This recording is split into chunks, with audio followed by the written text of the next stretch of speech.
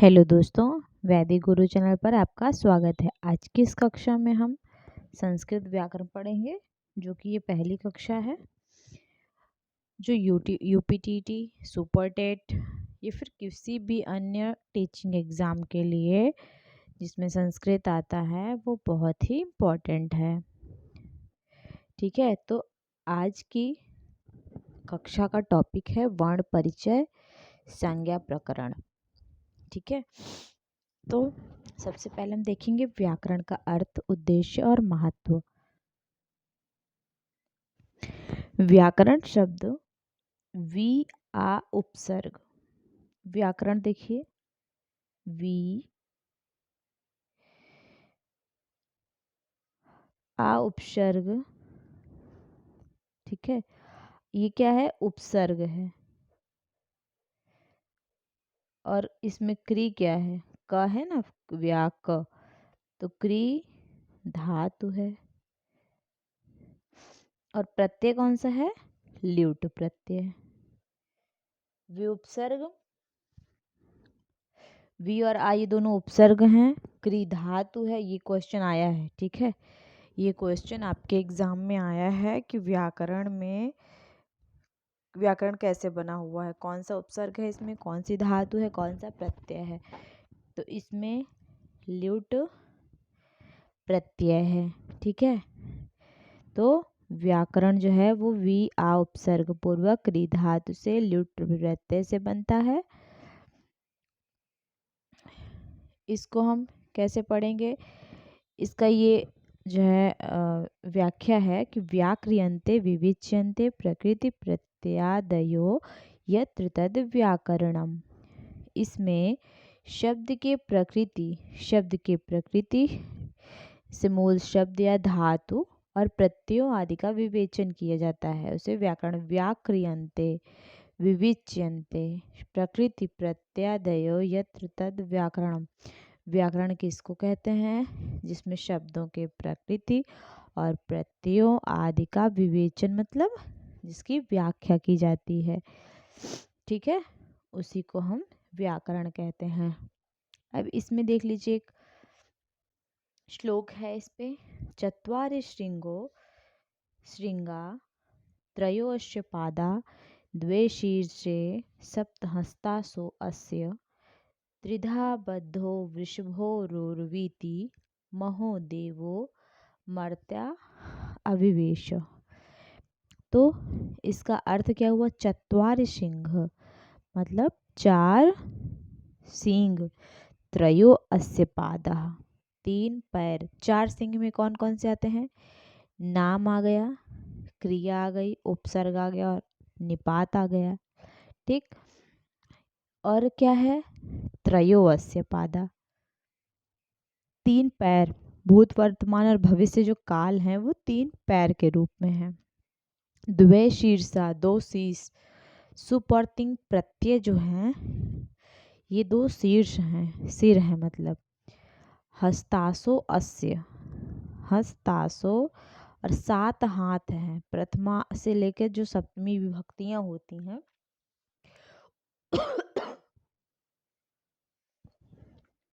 इन विभक्तियों को क्या कहा गया है? सात हाथ कहा गया है। त्रिधा बद्धो वृषभोरुर्वीति, यह तीन स्थानों से बंधा हुआ है। त्रिधा बद्धो, वृषभो मतलब ये जो बैल है ये तीन स्थानों से बंधा हुआ है। कैसे? उर, रोरवीति, उर छाती, कंठ और सिर। महोदेवो मर्त्या विवेश, यह शब्द महादेव है और मनुष्य में व्याप्त है। ठीक है, ये रहा आपका ये जो व्याकरण है, इसमें जो कुछ चीजें हैं उसका एक श्लोक के रूप में दिया हुआ है। इसके बाद देखिए, संस्कृत व्याकरण के 5 भाग हैं। कौन कौन से हैं? पहला है वर्ण विचार, पद विचार, वाक्य विचार, चिन्ह विचार और छंद विचार। ठीक, ये क्या हो गए? ये आपके 5 विभाग हो गए। अब इसमें हम सबसे पहले पढ़ेंगे वर्ण विचार। वर्ण विचार क्या होता है? तो देखिए, संस्कृत शास्त्रों में संज्ञा प्रकरण में ही स्वर व्यंजन का उच्चारण स्थान का वर्णन है। क्या है? जो स्वर और व्यंजन है ये क्या कहे जाते हैं? ये ही वर्णमाला कहे जाते हैं। और इनके उच्चारण स्थान का मतलब ये कहाँ से उच्चरित होते हैं, ये इसका वर्णन जो है वो किस में है? संज्ञा प्रकरण। इसीलिए हमने टॉपिक का नाम संज्ञा प्रकरण रखा। जो नाम हो वह संज्ञा है। ठीक, संज्ञा संज्ञा क्या है? जो नाम हो, किसी का नाम हो गया, चाहे वो व्यक्ति, वस्तु, स्थान, ये सारे जो नाम होते हैं ना, ये क्या कही जाती है? संज्ञाएं कही जाती हैं। और जिसका नाम हो मतलब जिसका नाम लिया जा रहा हो, वह व्यक्ति, पर्सनल, वह व्यक्ति, वस्तु, वह स्थान, वह संज्ञा क्या संज्ञी कही जाती है। जैसे किसी का नाम देवदत्त है। देवदत्त शब्द संज्ञा और सामने खड़ा हुआ जो व्यक्ति है, हाड़ मांस वाला, मतलब जिसके मतलब आकृति लिया हुआ वो जो व्यक्ति है, वो मनुष्य संज्ञा क्या संगी, मतलब आप अपने आप को ही ले लीजिए, तो आपका नाम जो है वो क्या हो जाएगा? संज्ञा हो जाएगी। लेकिन आप स्वयं जो है, एग्जाम्पल के रूप में आप स्वयं जो है वो क्या हो जाएंगे? संज्ञा क्या संगी हो जाएंगे। संस्कृत वर्णमाला जो है वो भगवान शिव के डमरू द्वारा 14 बार नाद करने पर व्युत्पन्न हुआ है। अतः भगवान महेश के सूत्र, जिन्हें माहेश्वर सूत्र कहा जाता है, वही वर्णमाला है। देखिए, माहेश्वर सूत्र संस्कृत का एक बहुत बड़ा अंग है, जिससे बहुत सारे क्वेश्चंस आए हैं। बहुत सारे क्वेश्चंस आए हैं, यूपी टेट हो या फिर सुपर टेट हो या फिर कोई भी एग्ज़ाम हो जिसमें वर्णमाला आती है, वो तो सब में ही आती है, तो उसमें जो है बहुत ज़्यादा इसका इम्पोर्टेंस है, क्योंकि हर जगह ये आता है। तो अब देखिए, इसमें एक श्लोक दिया हुआ है, नृत्यावसाने नटराज राजो ननाद ढक्काम नव पंचवारम उद्धर तु कामः सनकादि सिद्धा नेत द्विमर्षे शिवसूत्र जालम। इसका मतलब क्या हुआ? नृत्यावसाने, नृत्य की समाप्ति पर, नटराज राजो मतलब भगवान शिव ने, ननाद ढक्काम नव पंचवारम, क्या किया? नृत्य की समाप्ति पर भगवान शिव ने अपने डमरू को बजाया, विशेष दिशा में नाद किया। नव पंच, और 9 और 5 कितने होते हैं? 14 होते हैं। तो ननाद ढक्काम, उन्होंने क्या किया? विशेष दिशा में नाद में 14 बार, मतलब 9 और 5 बार, टोटल मिला के कितना हुआ? 14 प्रकार की आवाज में बजाया उसे। उद्धर तो कामा सनकादि सिद्धानेत द्विमर्षे शिवसूत्र जालम, उससे जो 14 सूत्र बसते हैं, उद्धर तो कामाह, जो उद्गृत हुए, सनकादि सिद्धानेत द्विमर्षे, मतलब जो भी शिवसूत्र, जो भी उसमें से 14 सूत्र बसते हुए निकले, उन्हें ही शिवसूत्र या फिर माहेश्वर सूत्र के नाम से जाना जाता है। ठीक, अब माहेश्वर सूत्र में देखिए, इसमें है स्वर, अच में पूरा स्वर आता है। देखिए, प्रत्याहार हो गया। प्रत्याहार क्या होता है? आदि रूपेण संहिता से आदि वर्ण और अंतिम वर्ण की इत संज्ञा हो जाती है। ठीक, अंतिम वर्ण का लोप हो जाता है जब हम प्रत्याहार बनाते हैं। जैसे हमें अच प्रत्याहार बनाना है, तो हम लास्ट का जो वर्ण होता है वो छोड़ देंगे। ठीक, जैसे हमें ये अच जो है, इसमें सारे स्वर आते हैं, तो इसमें कौन कौन सा वर्ण आएगा? आ, ई, उ, अड़ा छोड़ देंगे, इसको छोड़ देंगे। री, री, क छोड़ देंगे। ए, ओ, ड छोड़ देंगे। आए, आओ, च छोड़ देंगे। तो अब देखिए, इसमें कुल कितने 1 2 3 4 5 6 7 8 9 नौ हो गए ना। तो लघु सिद्धांत कौमुदी में ये ही नौ जो है स्वर माना गया है। ठीक है, संस्कृत में लघु सिद्धांत कौमुदी के अनुसार 9 स्वर माने गए हैं। लेकिन अगर आपके ऑप्शन में 9 नहीं है तो आप 13 स्वर को टिक कर सकते हो। 9 या 13 दोनों माने गए हैं। तो अगर आपके एग्जाम में आता है ये क्वेश्चन माहेश्वर मतलब इसमें, तो आप पहले तो 9 ढूंढोगे, 9 नहीं है तो 13 मार दोगे। ठीक है, राइट टिक करोगे। तो अच में अच प्रत्याहार, अब समझ गए ना प्रत्याहार कैसे बनता है। एक सरल विधि देखो, जैसे हमें अक प्रत्याहार बनाना है। ठीक, अक प्रत्याहार बनाना है तो इसमें क्या आ जाएगा, आ ई उ री री री री, ये क्या हो जाएंगे, ये बन गए। ठीक है, प्रत्याहार मतलब लास्ट वाले वर्ण को छोड़ दोगे और का को छोड़ के बाकी सबको ले लोगे। तो देखिए माहेश्वर सूत्र में स्वर आयुण रिल रिग एओंग आयोच। ठीक, इसमें सब में हल लगा दीजिएगा, लास्ट में वाले में हल लगा दीजिएगा, हल अंत्य। तो ये स्वर हो गए। इसके बाद देखिए व्यंजन, व्यंजन देख लीजिए। हैवरट, हैवरट लड़ी मंगलम झबई गढ़दस जब गढ़दस खपछटत चढ़तव कपय शक्षर हल, इसमें सब में जो है लास्ट में जो है हल अंत आप लगा लीजिएगा। तो देखिए अब हम इसको देखते हैं। पहले तो इसमें ये जो है पूरा का पूरा क्या हो जाएगा, इसको अच, अच प्रत्याहार के अंतर्गत आता है। ठीक, उसके बाद देखिए पूरा का पूरा हा, यहाँ हा से लेके ला तक ये जो हल होता है, हल में क्या आएगा, हल में सारे व्यंजन आएंगे। ठीक, समस्त व्यंजन जो है वो हल प्रत्याहार, अगर पूछा जाता है एग्जाम में कि हल प्रत्याहार किसके अंतर्गत आता है, हल प्रत्याहार के अंतर्गत क्या आएगा, तो सारे के सारे व्यंजन समाहित होते हैं हल प्रत्याहार में। ठीक, उसके बाद देखिए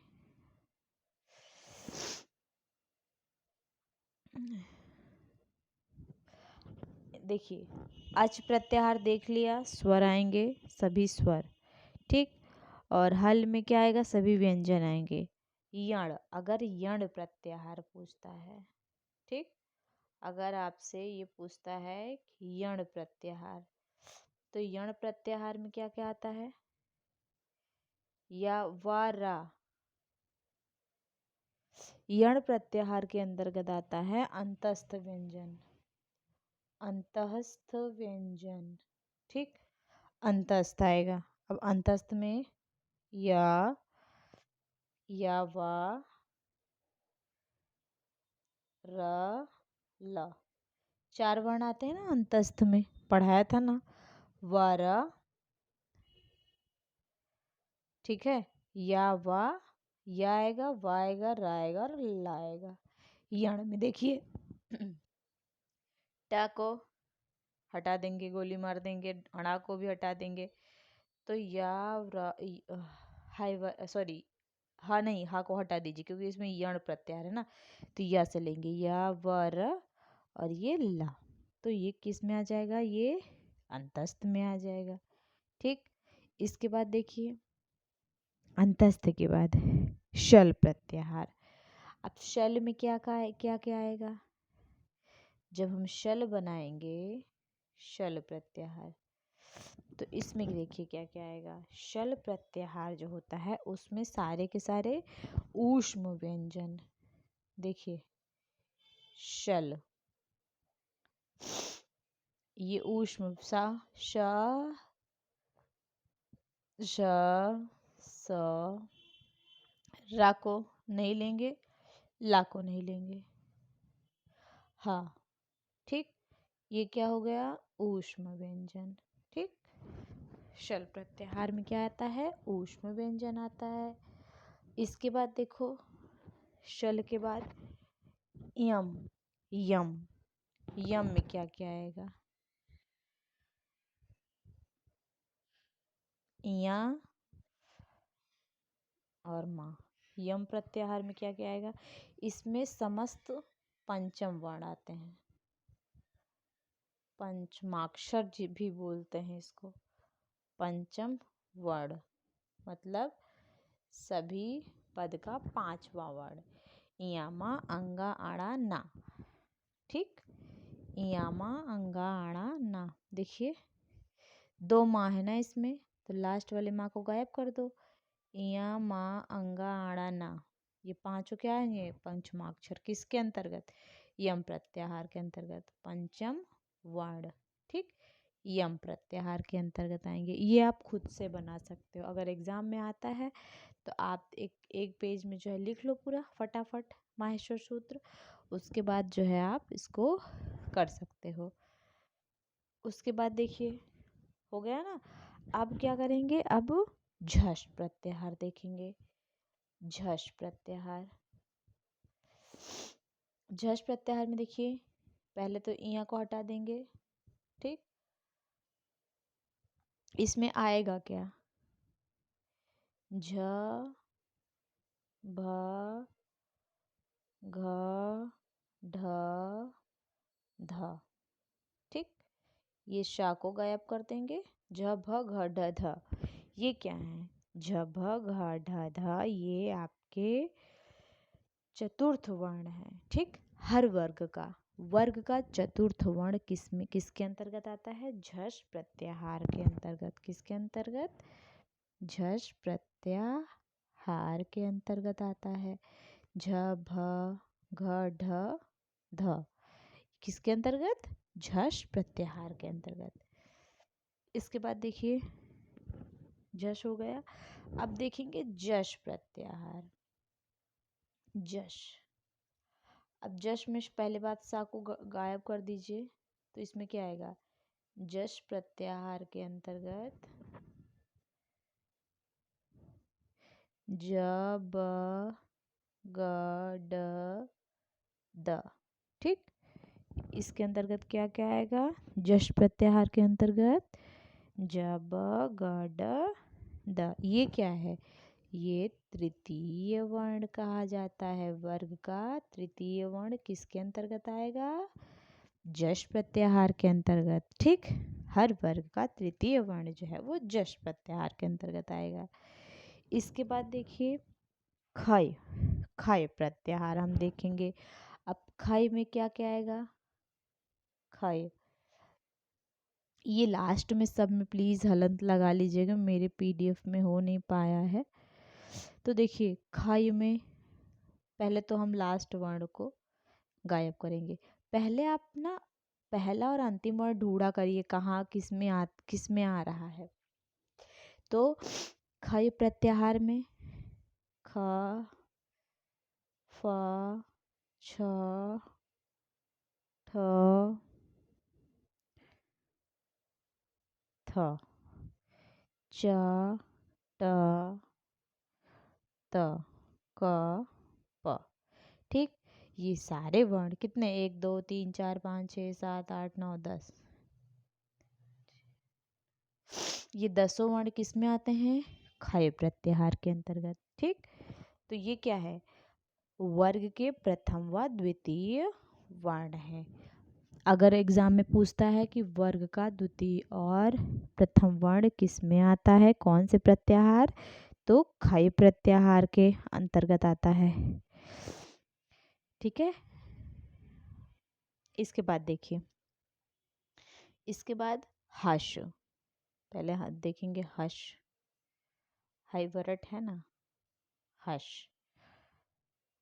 अब देख लीजिए हश प्रत्याहार में क्या क्या आएगा? ह श।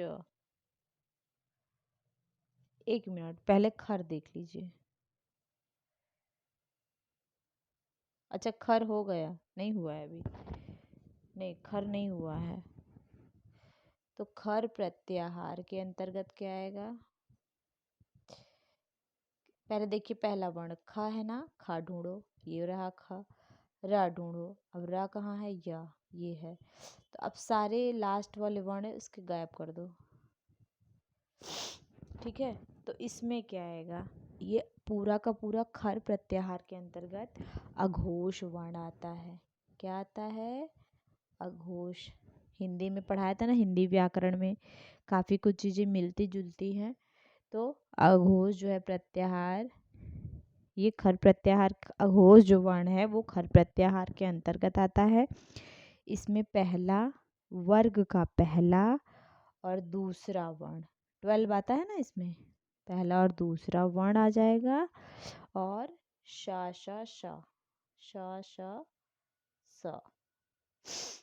देखिए, ख फ छ ठ थ च ट त क प श स स, ये किस में आएंगे? ये सारे वर्ण अघोष वर्ण में आएंगे और खर प्रत्याहार के अंतर्गत आएंगे। ठीक, इसको आप ध्यान रखिएगा।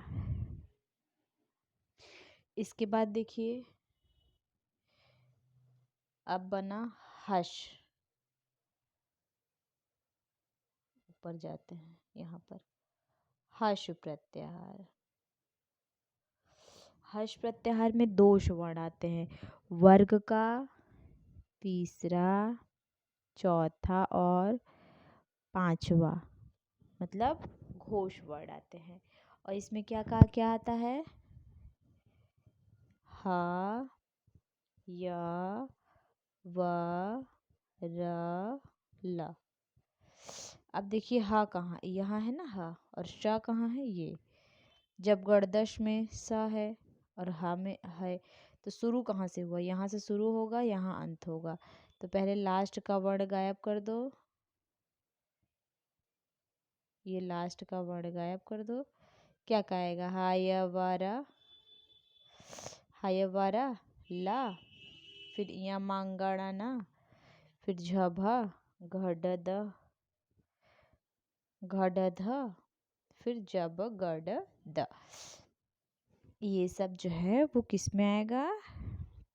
आपका घोष वर्ण में आएगा, घोष वर्ण। ठीक है, घोष वर्ण में आएगा। मैंने दोष वर्ण बोल दिया था गलती से, तो ये घोष वर्ण में आएगा और ये हश प्रत्याहार के अंतर्गत आएगा। इसमें इसका नंबरिंग कैसे करेंगे आप? 3, 4, 5। इसके बाद देख लीजिए, हाँ, प्रत्याहार होते कितने हैं? तो देखिए, लघु सिद्धांत कौमुदी के अनुसार प्रत्याहार की संख्या कितनी है? 42 है।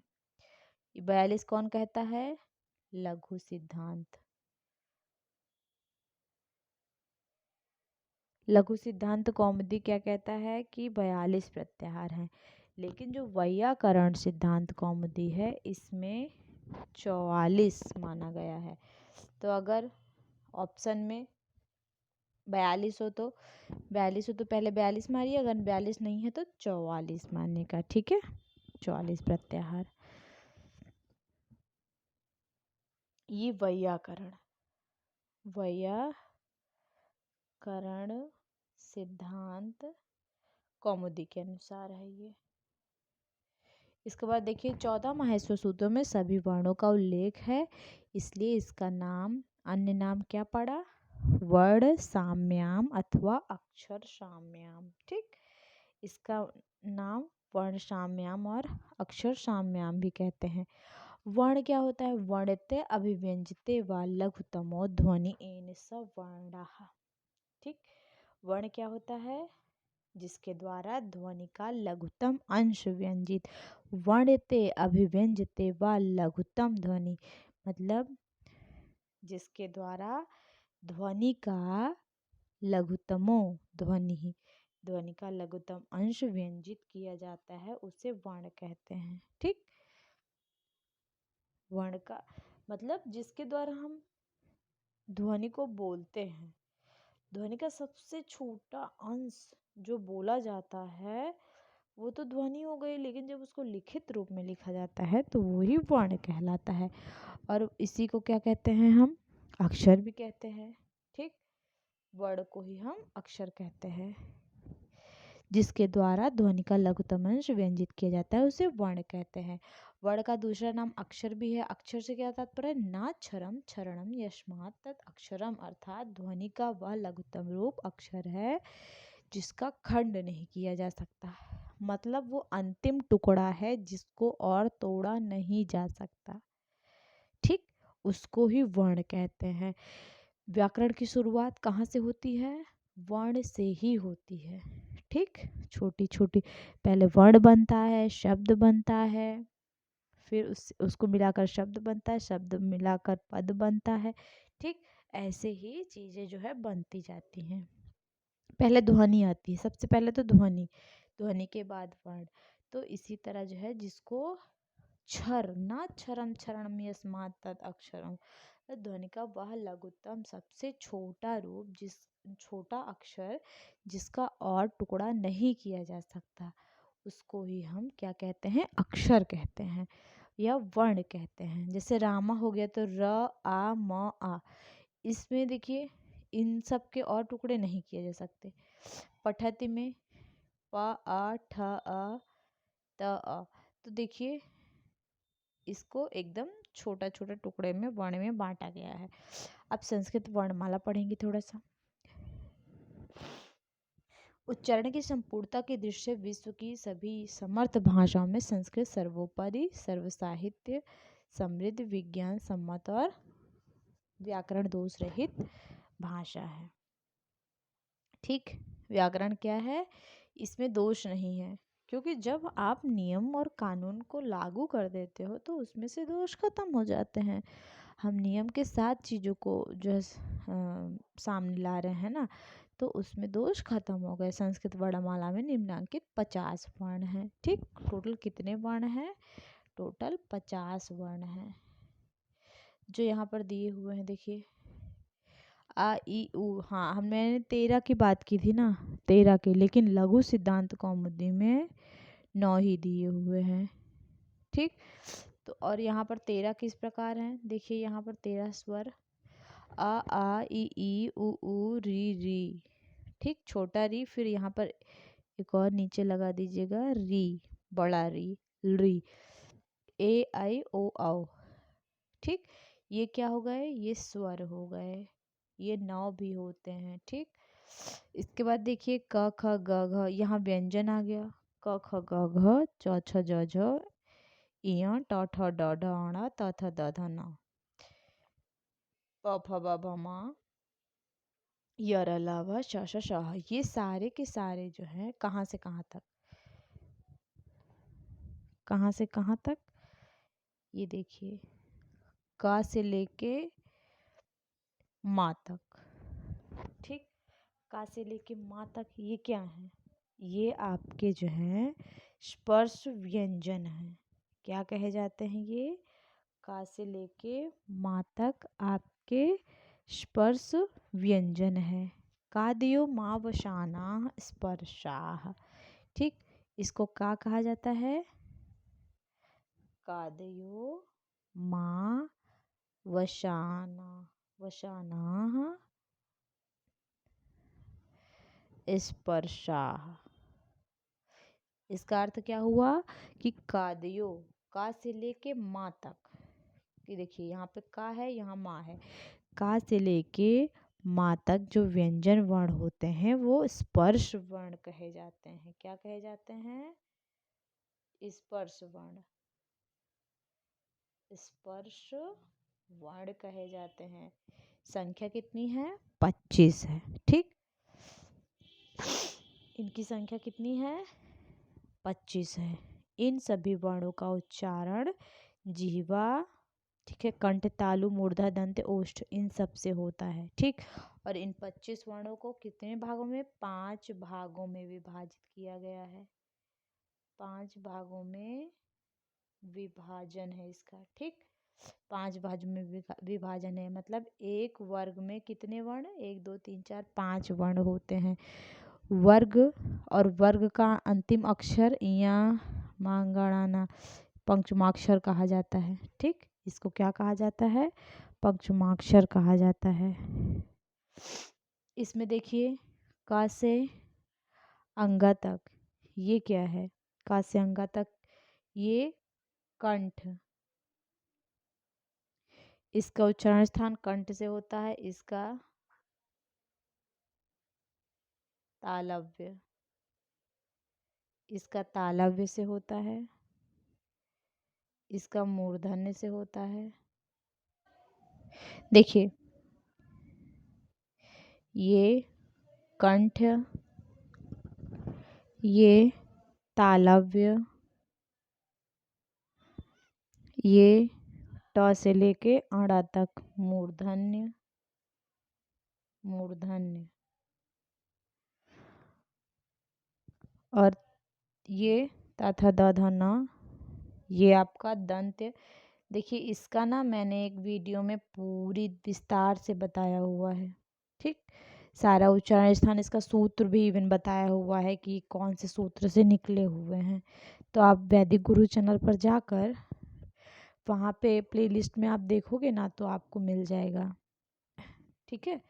वैदिक गुरु चैनल के प्लेलिस्ट में आप जाओगे, उसमें देखोगे, ढूंढोगे तो आपको ये उच्चारण स्थान, संस्कृत उच्चारण स्थान करके आपको मिल जाएगा। इनके सारे सूत्र भी मैंने उसमें आपको पूरा डिटेल में पढ़ाया हुआ है कि इसमें कौन सा वर्ण कैसे आता है, ठीक है। तो आप वहाँ पे जाके देख सकते हो। तो प फ ब भ म ये ओष्ठ आता है, इस ओष्ठ में, ठीक।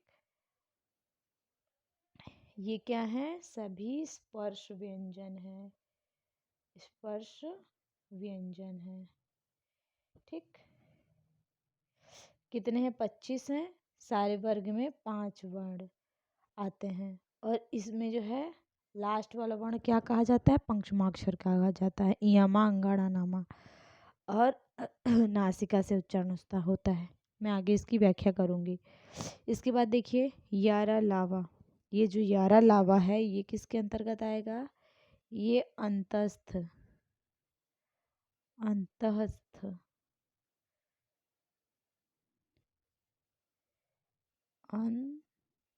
अंतस्थ, अंतस्थ व्यंजन के अंतर्गत आता है, ठीक।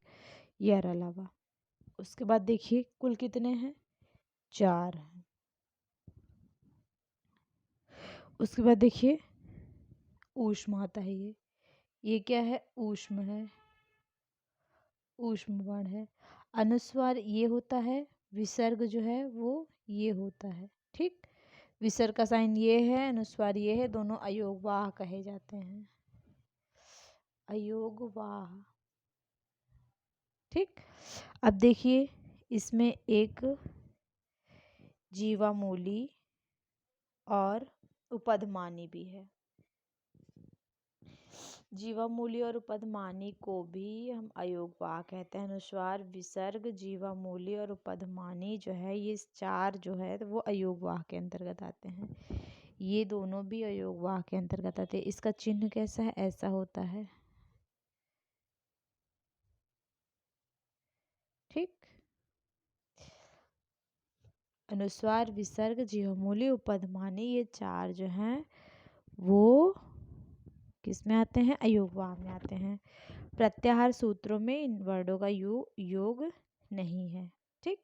लेकिन क्या होता है कि ये दूसरे वर्णों से मिलकर अपना अस्तित्व प्रकट करते हैं, दूसरे वर्ण से मिलते हैं ये, ठीक। इसके बाद देखिए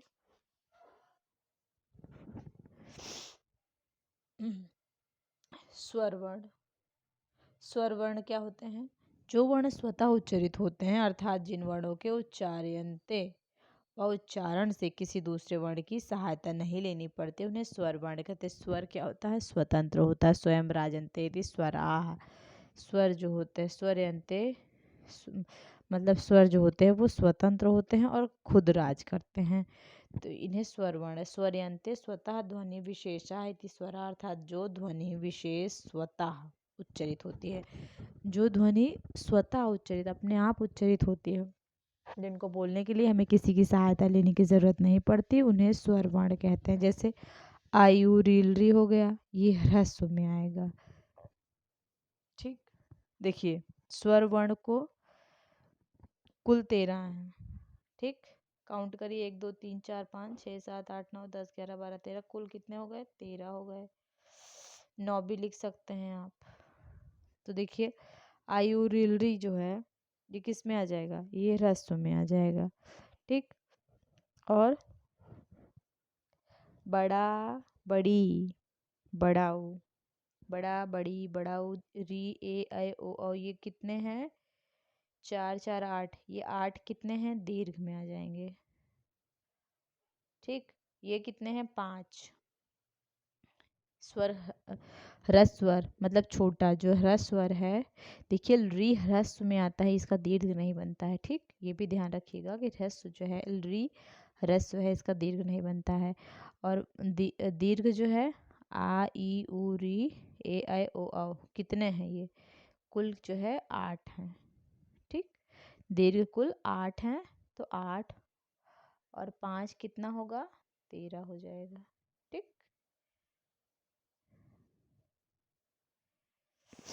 इस प्रकार स्वरवर्णों की कुल संख्या 13 है। ह्रस्व जिस स्वर के उच्चारण में एक मात्रा का समय लगता है, ठीक, एक मात्रिक जो होते हैं वो ह्रस्व कहे जाते हैं। इनकी संख्या 5 है। ह्रस्व बताया ना, यहाँ पर देखिए कुल कितने हैं? 5 हैं। ये कुल 5 हैं। इसके बाद देखिए, इन्हें मूल स्वर भी कहा जाता है। ह्रस्व स्वर को मूल स्वर भी कहा जाता है, कंफ्यूज मत होइएगा। आयुरिलरी, ये कितने? 5 हैं कुल।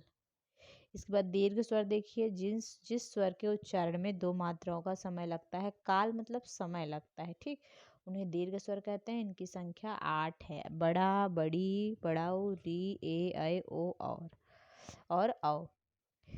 ये कुल कितने हैं? कुल 8 हैं। इसके बाद देखिए, प्लुत स्वर, जिस स्वर के उच्चारण से 3 मात्रा काल का समय लगता है, उसे प्लुत स्वर कहते हैं।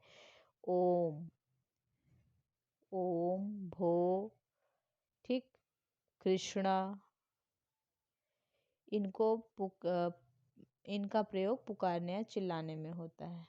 जब आप राग से बोलते हो, लंबा खिंच जाता है कोई चीज़, तो वो प्लुत स्वर में आता है। ह्रस्व या दीर्घ स्वरों के समान प्लुत स्वरों को लिखने के लिए कोई विशेष चिन्ह नहीं है। ठीक, इनके लिए कोई विशेष चिन्ह यूज़ नहीं होता है। जहाँ प्लुत लिखना होता है उसके आगे संख्या 3 लगा देते हैं, प्लुत बन जाता है। से औ,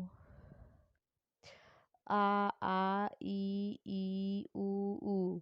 ठीक, हमने इसको पढ़ लिया। अब हम थोड़ा सा अनुनासिक स्वर देखेंगे। अनुनासिक क्या होता है? मुख नासिका वचनों अनुनासिका, अर्थात जो वर्ण मुख सहित नासिका मतलब मुख और नासिका दोनों के प्रयोग से बोले जाते हैं, उनको अनुनासिक कहते हैं। इस प्रकार नासिका अनुगतः, अनुनासिक अर्थात नासिका से होकर निकलने वाले वर्ण जो हैं का भी अनुनासिक, जैसे इया मांगाड़ा पंचमाक्षर जितने होते हैं, ये कहाँ से उच्चरित होते हैं? मुख और नासिका, ये अनुनासिक के अंतर्गत आते हैं। ठीक, और देखिए जैसे चंद्र बिंदु है, आँख, ठीक, तो ये चंद्र बिंदु भी इसमें आता है, अनुनासिक में आता है। ठीक, चंद्र बिंदु का भी प्रयोग अनुनासिक में करते हैं। और अनुनासिक में किसका प्रयोग होता है? मुख और नासिका से निकलते हैं, इनका उच्चारण जो है मुख नासिका से होता है। ठीक है, अनुनासिक स्वर, अननुनासिक, ना अनुनासिक, अननुनासिक, अर्थात जो अनुनासिक नहीं है। ना अनुनासिक, अननुनासिक, अर्थात जो अनुनासिक नहीं है, जब कोई स्वर केवल मुख से बोला जाता है, ठीक, केवल मुंह से बोला जाता है, तब वे अनुनासिक कहे जाते हैं। सॉरी, अननुनासिक होना चाहिए यहाँ पे, ये थोड़ा रॉन्ग हो गया है, यहाँ पर डाल लीजिएगा अननुनासिक, अननुनासिक। ठीक, तो केवल मुख से बोला जाता है, केवल मुख से जब बोला जाता है तो उसको क्या कहते हैं? अननुनासिक कहते हैं। जैसे यहाँ पर है ना एग्जाम्पल दिया हुआ, और आ, तो इसको हम मुख से बोल रहे हैं, इसमें हमें नाक का प्रयोग नहीं हो रहा है। अब व्यंजन वर्ण देखिए, व्यंजते, व्यंजते वर्णा। हाँ, थोड़ा सा और देख लेंगे।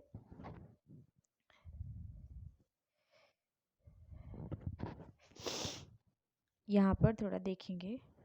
देखिए, स्वर, स्वर की 2 भाग, ध्वनि और मात्रा समय के आधार पर ह्रस्व, दीर्घ और प्लुत होता है, और उत्पत्ति के आधार पर मूल स्वर। थोड़ी सी जगह यहाँ पर है, यहाँ पर हम देखते हैं। देखिए ध्यान से, स्वर हुआ ये, ठीक। अब स्वर को दो भाग में, पहला जो है वो ध्वनि मात्रा, ध्वनि मात्रा, यहाँ पर उत्पत्ति के आधार पर, उत्पत्ति के आधार पर, तो ध्वनि और मात्रा के आधार पर तीन होंगे, ह्रस्व, दीर्घ, प्लुत, ठीक। और उत्पत्ति के आधार पर पहला मूल स्वर, और ये जो है मूल स्वर वही ह्रस्वरी मूल स्वर होता है, और इसमें जो है दूसरा आ जाएगा संधि स्वर, संधि स्वर। ये एक मात्रिक होता है, एक मात्रा का समय लेता है। ये द्विमात्रिक होता है, ये त्रिमात्रिक होता है, ठीक। इसमें 5 आते हैं, 5 वर्ण, ठीक। इसमें कुल 8 वर्ण आते हैं, और प्लुत जो होता है या प्रायः 3 सेकंड का समय लगता है इसमें, ठीक।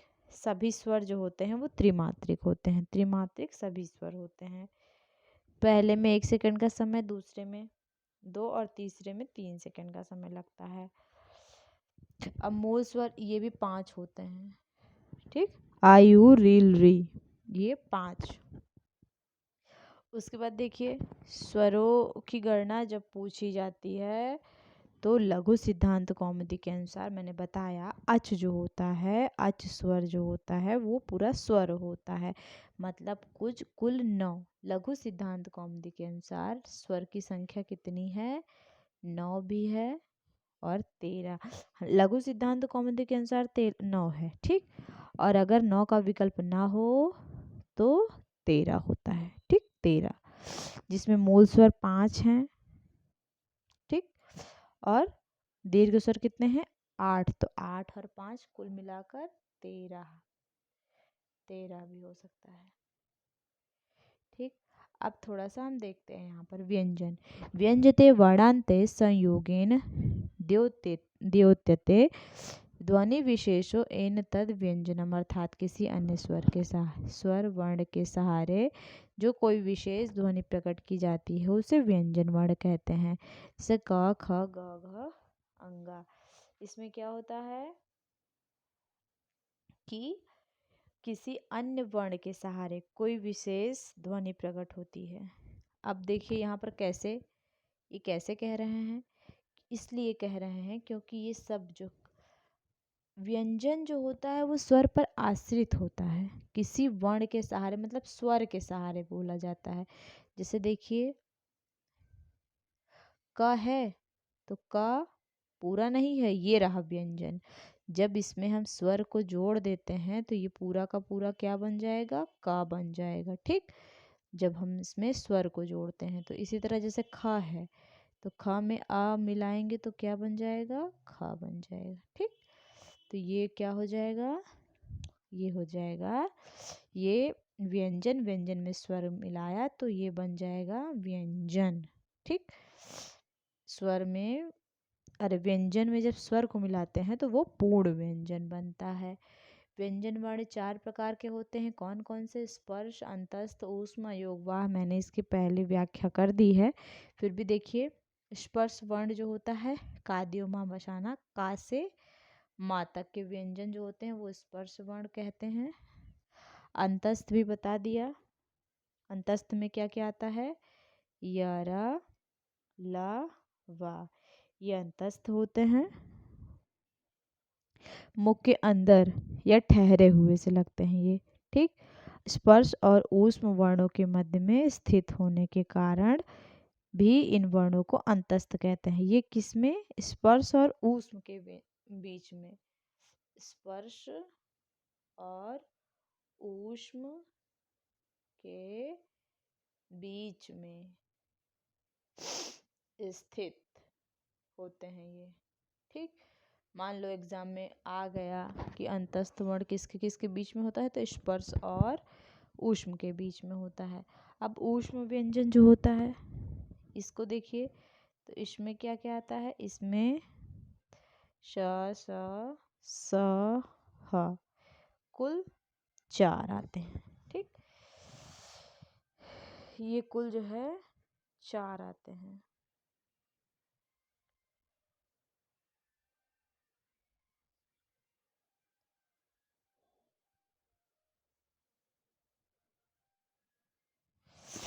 ठीक है, इसके बाद देखिए अयोगवाह।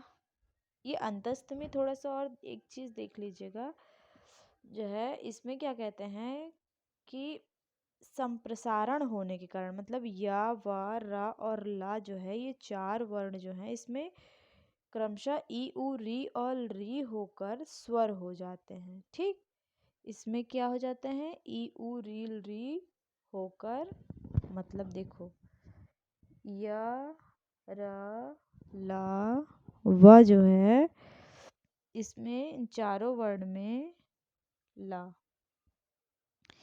ई उ री और री, जब इसमें सब मिलते हैं ये सब, तो ये क्या हो जाते हैं, या वा रा ला बन जाता है।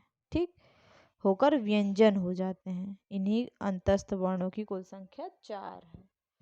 अब ऊष्म देख लिया आपने, अयोगवाह भी समझ में आ गया, बताया था कि अयोगवाह में क्या क्या आता है।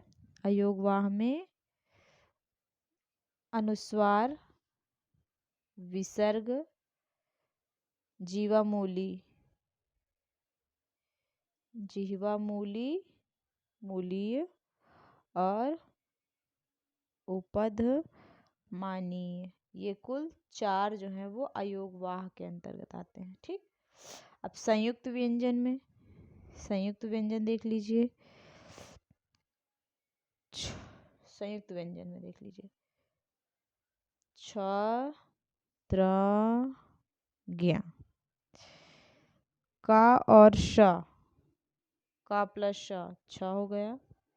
ठीक, त्र में ता और रा, ज्ञ में ज और इया, ये क्या हो गए, ये सब जो है वो संयुक्त व्यंजन हो गया। और वर्ण संयोग और वर्ण वियोजन किसको कहते हैं, देख लिया ना, इसको मैंने हिंदी व्याकरण में पढ़ाया है, अच्छे से इसको देख लीजिएगा।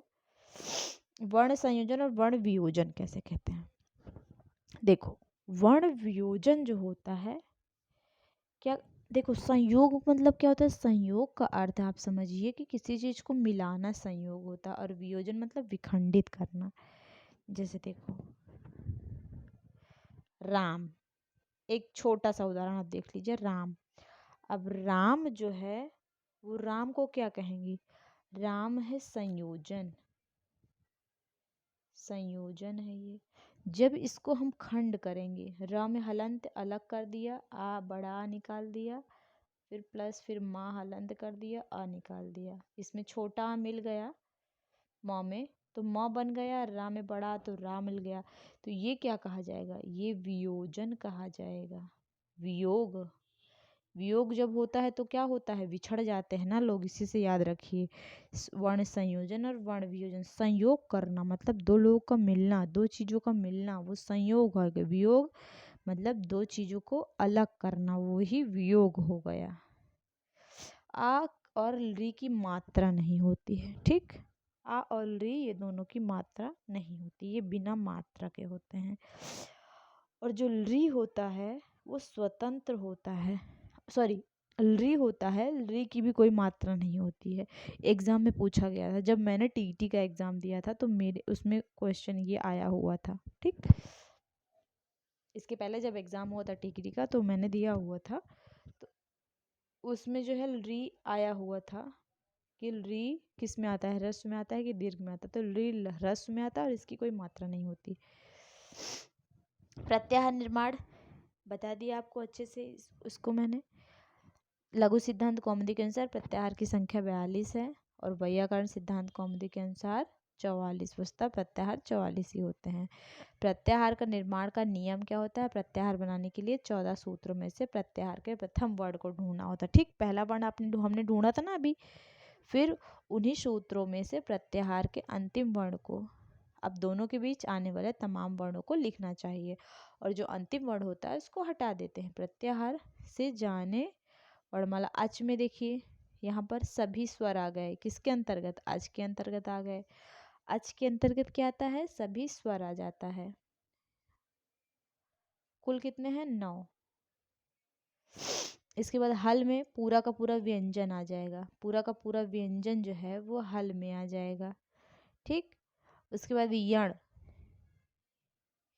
यण, यण में अंतस्थ व्यंजन आ जाएगा। यवराला।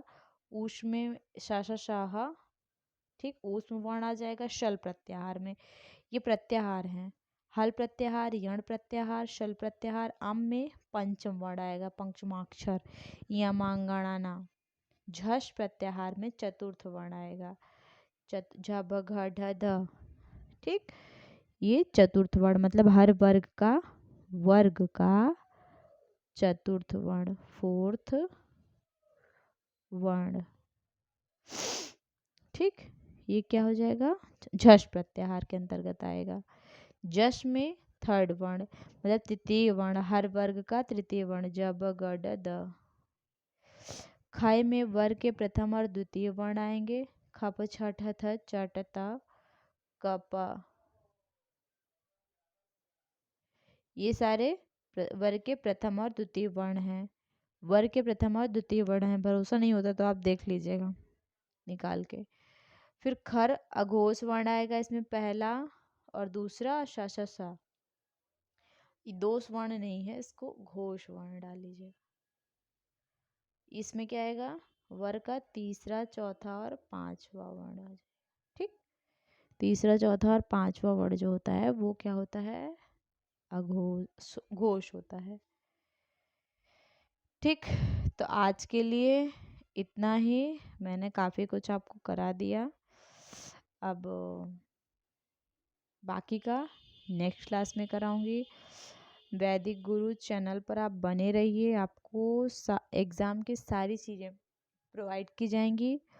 चैनल को लाइक करिए, ठीक है। वैदिक गुरु चैनल है इसका नाम। लाइक और सब्सक्राइब करना मत भूलिएगा, ठीक। सब्सक्राइब करिएगा और वीडियो को पूरा देखिएगा, आपके लिए बहुत बेनिफिट है। इसमें से बहुत सारे क्वेश्चंस आएंगे, मैं अभी आपको इसमें से क्वेश्चंस भी कराऊंगी, बट आप इसको जल्दी से जल्दी 1K पे पहुंचाइए, फिर हम लाइव आकर आपको अच्छे से पढ़ाएंगे। एक्सप्लेनेशन देते हुए क्वेश्चन आंसर भी आपको बताएंगे, ठीक है। तो प्लीज़ को लाइक सब्सक्राइब करिएगा और हाँ, वीडियो को अच्छे से देखिएगा। मैं इसमें से क्वेश्चन देखूंगी और कम्युनिटी वाले पोस्ट में मैं सारे क्वेश्चंस डालती हूँ, तो उसका आंसर ज़रूर किया करिए, वो बहुत इम्पोर्टेंट होता है। एग्ज़ाम में आए हुए क्वेश्चंस होते हैं, तो सभी टीचिंग एग्ज़ाम के लिए ये बहुत ही बेनिफिट है। और कोई भी एग्ज़ाम जिसमें संस्कृत आप का आता है उसके लिए भी ये बहुत इम्पोर्टेंट है। वो कोई भी राज्य का, चाहे वो बिहार का हो, चाहे वो जहाँ का भी हो, मध्य प्रदेश का हो, छत्तीसगढ़, जहाँ का भी हो, हर जगह जो है ये संस्कृत अगर आती है तो उसमें ये सब चीज़ें इंक्लूड होती है। सिलेबस सेम है, इसमें कुछ भी अलग नहीं है। तो आप इसको पढ़ सकते हो और इसको शेयर भी करिएगा प्लीज़। हाँ, शेयर भी करिएगा। चलिए आज के लिए इतना ही रखते हैं, बाकी हम नेक्स्ट क्लास में मिलेंगे। धन्यवाद।